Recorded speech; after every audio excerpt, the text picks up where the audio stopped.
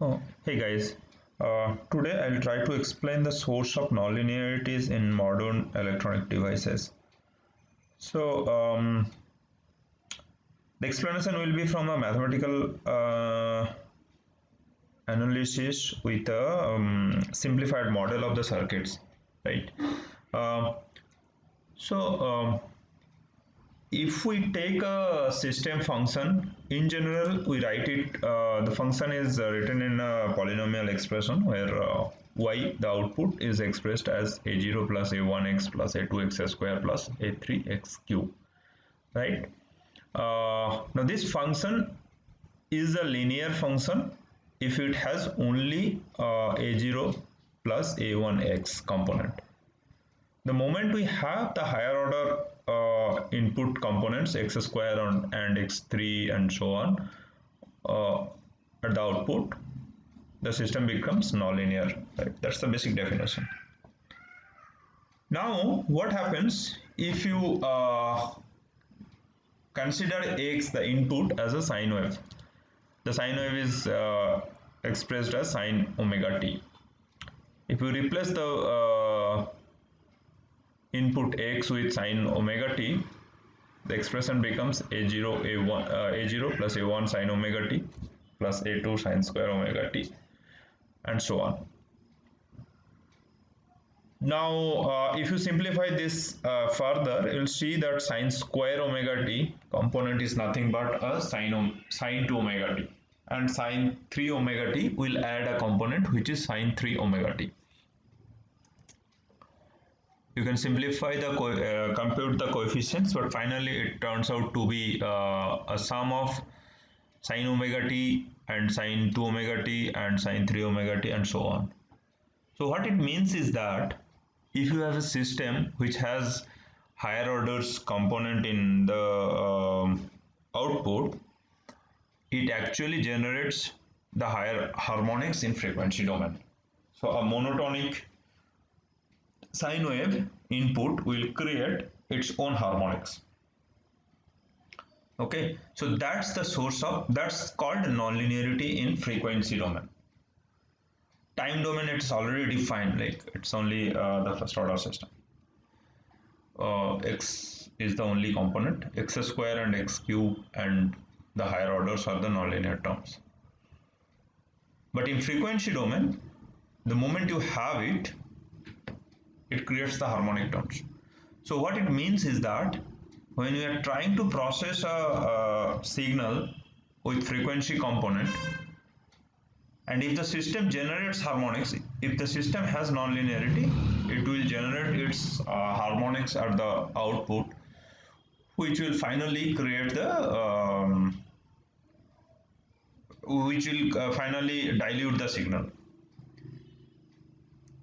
Okay, so higher order terms create harmonics in frequency domain, and that's a problem. That's not acceptable. If it's an audio signal, you will see the you will hear the harmonics, which is annoying. You don't want to, right? So what it means is that the linear function will always have only the first order component, which is a1x. a0 is the offset here, so it can be eliminated. The transfer function is constant. It does not have any input dependency. So two things we have to remember over here is that the transfer function is constant, and it especially does not have any input dependency. Okay, that's the main criteria for a linear function. Now we'll see how this nonlinearity comes into the system. We'll just start with a simple register divider. You have R1 and R2 in series, and the output is nothing but the divided version of the input. So if R1 and R2 is an ideal component, it does not have any dependency on the input, or it does not change in any other m-means condition or anything, right? If it does not change with input especially, then V out remains a fraction of V in, irrespective of the nature of the input, like irrespective of the frequency of V in. Okay, so you can write it, write the expression as R2 by R1 plus R2 to V in, and V out by V in is always constant. So this is an example of a linear system. Okay, now I am just going to tweak the R1, the one component, and I'm writing it as a function of input. So I'm considering R1 is a linear function of input. R1 is equal to K into V in, and you write down the expression of V out. So V out by V in is nothing but R2 by R1 plus R2, which can be written as 1 by mv in. Okay, where m is K by R2. Okay, so now the input, since R1 has a dependency on input, the output itself, the transfer function itself is a function of input. Okay, the first time it was the constant, but now transfer function itself is a function of input. And if I just write this 1 by 1 plus mv in, I just write the Taylor expansion form of it.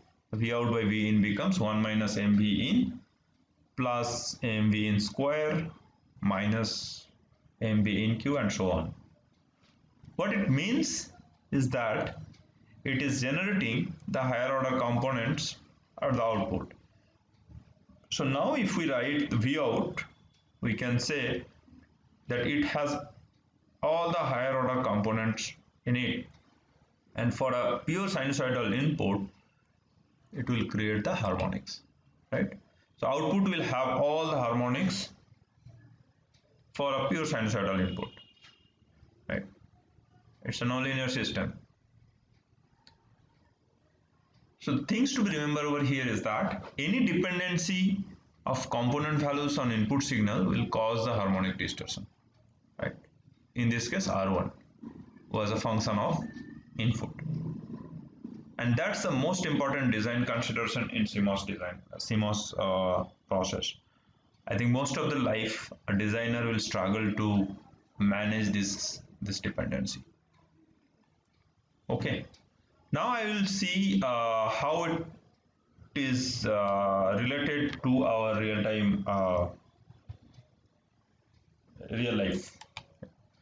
When you design a sample and hold circuit, the basic component of it is nothing but a CMOS MOS transistor as a switch and a capacitor. Right. The switch is implemented. The switch is implemented with the CMOS device, and capacitor has different flavors in the technology. So the capacitor will have different capacitor density or different non-idealities in it, and it is a process dependent. Right? Fair enough. There is no problem so far. The problem is if you replace this MOS device, MOS switch, with an ideal model, you can simplify it as an R on, which is like when the switch is on, it represents a resistor in series, and it also comes with a parasitic capacitor to the ground, and then it is then you can represent it as an ideal switch with series resistance and a capacitor, right? The problem is the R1 has a strong dependency on input, and the switch comes with the input dependent MOS capacitor. The parasitic capacitor itself is a function of input. These are the two most critical considerations in when you design consideration for a CMOS switch. There are enormous amount of literatures in the world. You can read through it, but the fundamental effort is to eliminate or reduce the dependency of this R1 and CP with the input. Okay, and the second thing is the sampling capacitor. Sampling capacitor is again has some dependency on the input, but that's I think that finally leads to a selection of right component. Nothing to do with the design. Very small, very little things can be done from the design point of view, but it's a process development, so it has to have a right component for that particular application. Okay, so this is, I guess, the source of nonlinearity and where it is coming from is clear. Uh, I will try to cover the switch design consideration in a later version. Thank you.